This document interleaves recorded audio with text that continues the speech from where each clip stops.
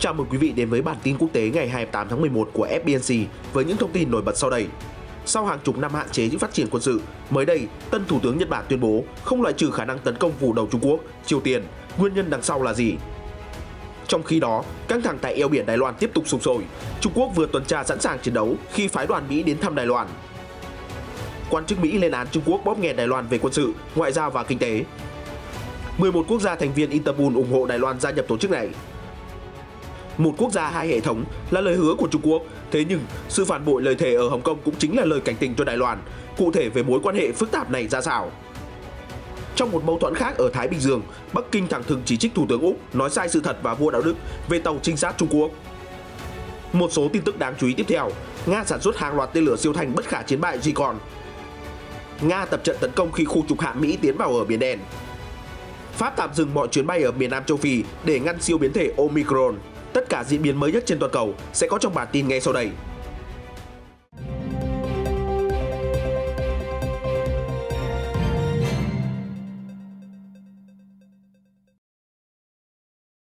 Thủ tướng Nhật Bản Fumio Kishida hôm thứ Bảy ngày 27 tháng 11 tuyên bố quốc gia của ông sẽ tăng cường năng lực phòng thủ cần thiết và không loại trừ phương án tấn công thẳng vào căn cứ của kẻ thù nếu tình thế bắt buộc. Cụ thể, trong bài nói chuyện ở căn cứ lực lượng phòng vệ mặt đất Nhật Bản, ông Kishida bày tỏ lo ngại Triều Tiên phát triển nhanh chóng công nghệ tên lửa và Trung Quốc không ngừng bành trướng quân sự. Giữa lúc Nhật Bản cải tổ chính sách đối ngoại và an ninh, ông Kishida nói rằng tất cả lựa chọn vẫn nằm trên bàn, bao gồm tấn công phủ đầu căn cứ của đối thủ. Phát biểu của ông Kishida rất đáng chú ý vì lực lượng phòng vệ Nhật Bản suốt chục năm qua bị ràng buộc nghiêm khắc về việc chủ động tấn công do hiến pháp thời hậu chiến ra sức ngăn cản nước Nhật quay về chủ nghĩa quân phiệt. Tuy nhiên, ông Kishida nhấn mạnh trước 800 binh sĩ lục quân rằng Trung Quốc đang ra sức cải thiện năng lực quân sự một cách không minh bạch và còn đơn phương thay đổi hiện trạng ở khu vực. Đó là những lý do khiến Nhật Bản sẽ không khoanh tay chờ kẻ địch gõ cửa nhà mình. Về phía Triều Tiên, ông Kishida cho rằng việc Bình Nhưỡng thử tên lửa đạn đạo đã vi phạm nghị quyết của Liên Hợp Quốc. Thủ tướng Kishida cũng lưu ý về công nghệ vũ khí mới của Triều Tiên, bao gồm phương tiện lướt siêu vượt âm và tên lửa có quỹ đạo bất thường. Hiện, lực lượng phòng vệ Nhật Bản dự đoán quỹ đạo tên lửa bằng quan sát góc và vận tốc của tên lửa thông qua vệ tinh. Tiếp đó, tên lửa đối phương sẽ bị đánh chặn bởi hệ thống phòng thủ hai lớp lá chắn Aegis trên biển sẽ cố gắng đánh chặn tên lửa ngoài khí quyển, trong khi tổ hợp Patriot PAC-3 đánh chặn nó vào lúc hồi quyển. Ông Kishida cũng giống hồi chuông cảnh báo môi trường an ninh xung quanh Nhật Bản đang trở nên tồi tệ hơn bao giờ hết. Vì vậy, chính phủ dự kiến cải tổ chiến lược an ninh quốc gia và chương trình phòng vệ trong trung hạn. Thủ tướng Kishida, người nhậm chức vào đầu tháng 10, đã có những phát biểu đanh thép khi thị sát căn cứ quân sự Asaka nằm giữa thủ đô Tokyo và tỉnh Saitama. Sự kiện đã giảm quy mô năm thứ hai liên tiếp do đại dịch Covid-19, vì vậy không có đội diễu hành xe thiết giáp.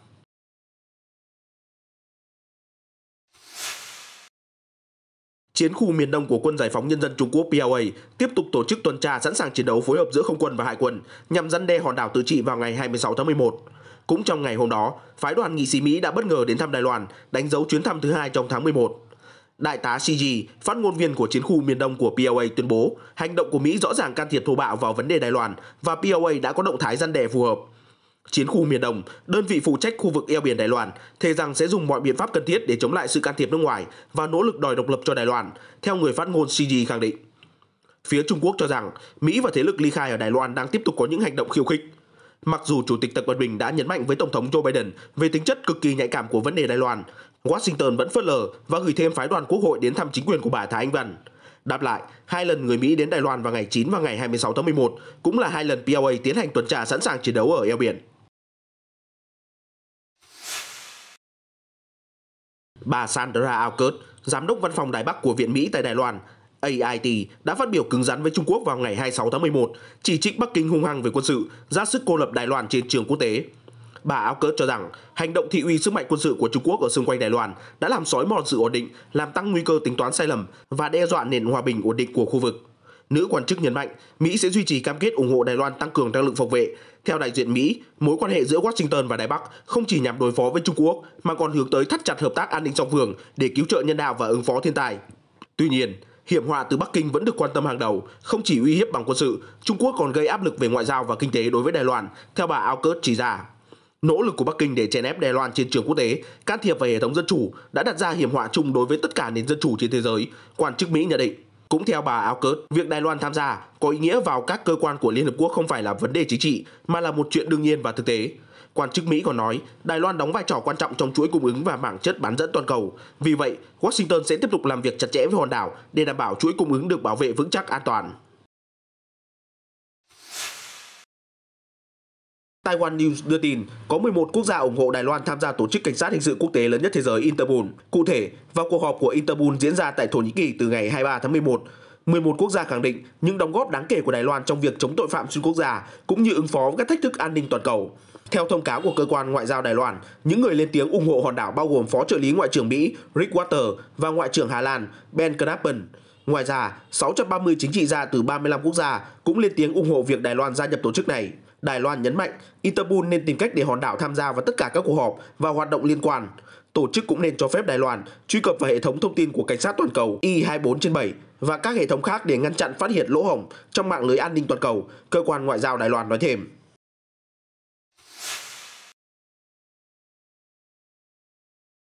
Trong vòng 5 năm, Lin Phi-phen từ người lãnh đạo biểu tình bao vây lập pháp viện Đài Loan trở thành một quan chức cấp cao trong đảng cầm quyền ở hòn đảo.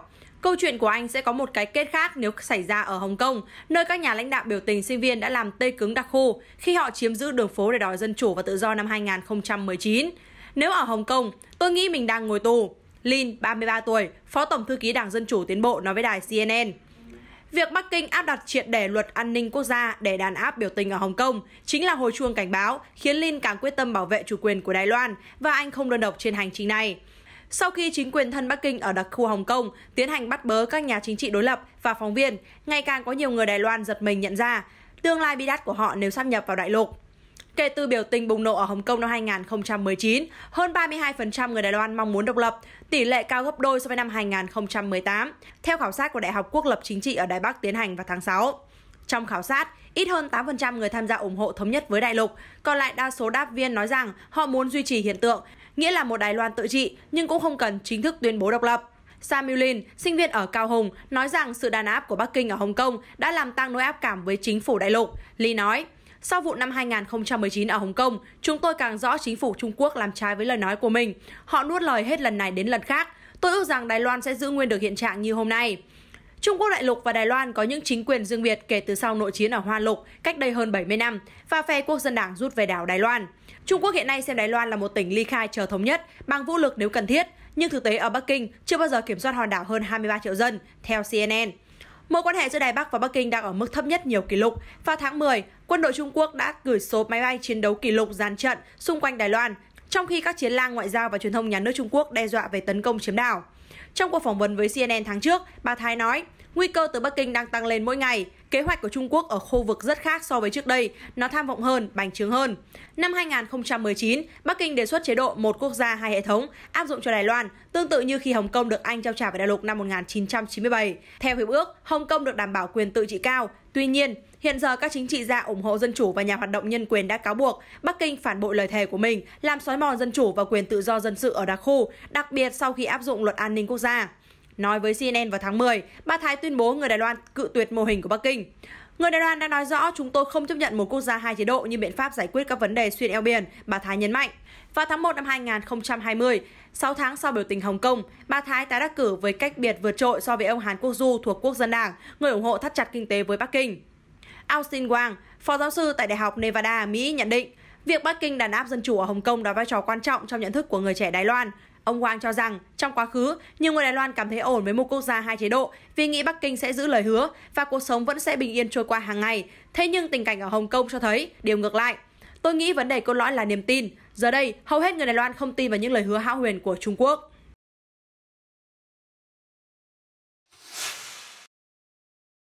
Liên quan căng thẳng Úc-Trung, hôm 26 tháng 11, phát ngôn viên Bộ Ngoại giao Trung Quốc Triệu Lập Kiên cho rằng những phát biểu của Thủ tướng Úc Scott Morrison về việc tàu hải quân Trung Quốc tuần hành qua những vùng đặc quyền kinh tế của Úc là không thực tế mà còn vô đạo đức.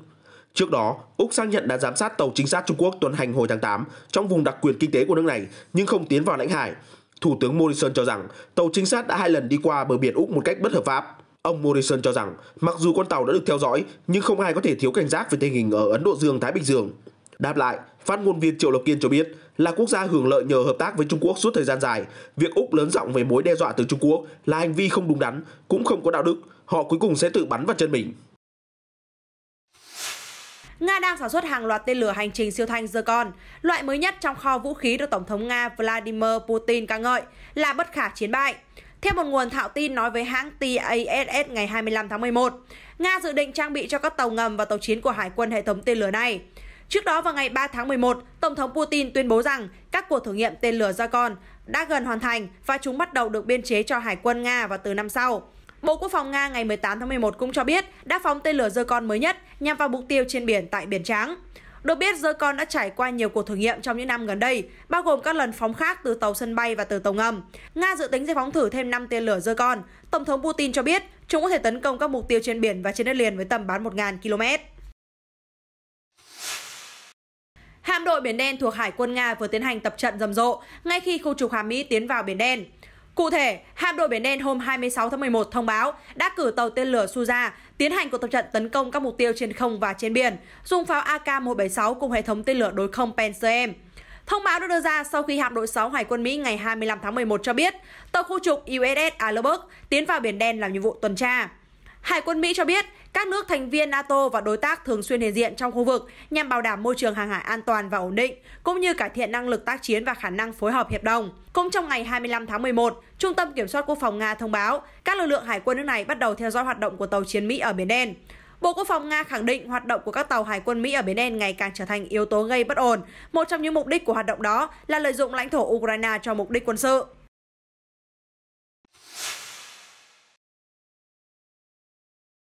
Vào hôm 26 tháng 11, Tổng thư ký NATO Jens Stoltenberg cho biết Nga đã tích trữ các khí tài hạng nặng, xe tăng và binh lính sẵn sàng chiến đấu gần Ukraine, đồng thời cảnh báo rằng bất kỳ hành động sử dụng vũ lực nào chống lại Ukraine đều sẽ gây tốn kém cho Moscow. Hãng tin Reuters dẫn lời ông Stoltenberg phát biểu, việc tăng cường hiện diện quân đội của Nga là vô lý và không nguyên do, nó làm gia tăng căng thẳng và có nguy cơ gây ra những tính toán sai lầm. Nhà lãnh đạo NATO cũng cho hay, ông mong đợi chính phủ mới ở Đức sẽ tăng chi tiêu quốc phòng và hoan nghênh quyết định Đức tiếp tục nắm giữ kho vũ khí hạt nhân của phương Tây. Trong khi đó, trợ lý Ngoại trưởng Mỹ phụ trách vấn đề châu Âu Karen Donfry ngày 26 tháng 1 tiết lộ, tất cả lựa chọn về cách đối phó Nga đang được thảo luận. Bà nói thêm, NATO sẽ có quyết định về động thái tiếp theo sau các cuộc tham vấn vào tuần tới. Tổng thống Mỹ Joe Biden mới đây bày tỏ quan ngại về tình hình Ukraine. Ông lặp lại sự ủng hộ của Washington đối với tính toàn vẹn lãnh thổ của quốc gia Đông Âu. Trước tình hình tăng nhiệt, ông Biden nói ông sẽ thảo luận với hai người đồng cấp Nga và Ukraine. Vừa qua, Cơ quan Tình báo Quốc phòng Ukraine tuyên bố Nga có khoảng 92.000 quân đang tập trung tại biên giới và đang chuẩn bị một cuộc tấn công nhắm vào Ukraine. Tuy nhiên, Nga bác bỏ mọi suy đoán và nhấn mạnh họ có quyền huy động quân đội đến bất cứ đâu trên lãnh thổ của mình. Tổng thống Vladimir Putin cũng lên án Ukraine, nhấn mạnh việc Kiev sử dụng máy bay không người lái tại khu vực miền đông Ukraine là vi phạm thỏa thuận hòa bình. Chuyển sang một số tin tức về siêu biến thể Omicron. Vào ngày 26 tháng 11, Pháp đã đình chỉ mọi chuyến bay từ các nước phía Nam châu Phi trong vòng 48 giờ, nơi mà chủng virus mới được phát hiện đầu tiên. Mặc dù WHO đã kêu gọi thận trọng về hạn chế nhập cảnh, lo ngại tốc độ tiêm chủng sẽ chậm lại ở các nước thu nhập thấp, thì châu Âu đã hành động rất nhanh nhẹn và cứng rắn.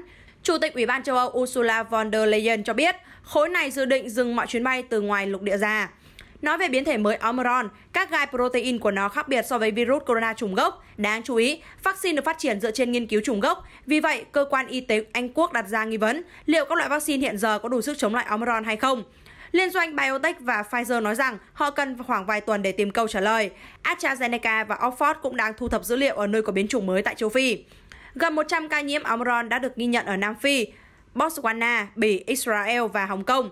Ca nhiễm ở Bỉ chưa từng tới châu Phi, cho thấy biến chủng đã len lỏi trong cộng đồng. Ca nhiễm ở Israel lại gây nỗi niềm hoang mang khác, bởi quốc gia này có tốc độ tiêm chủng liều thứ 3 bổ sung nhanh hàng đầu thế giới.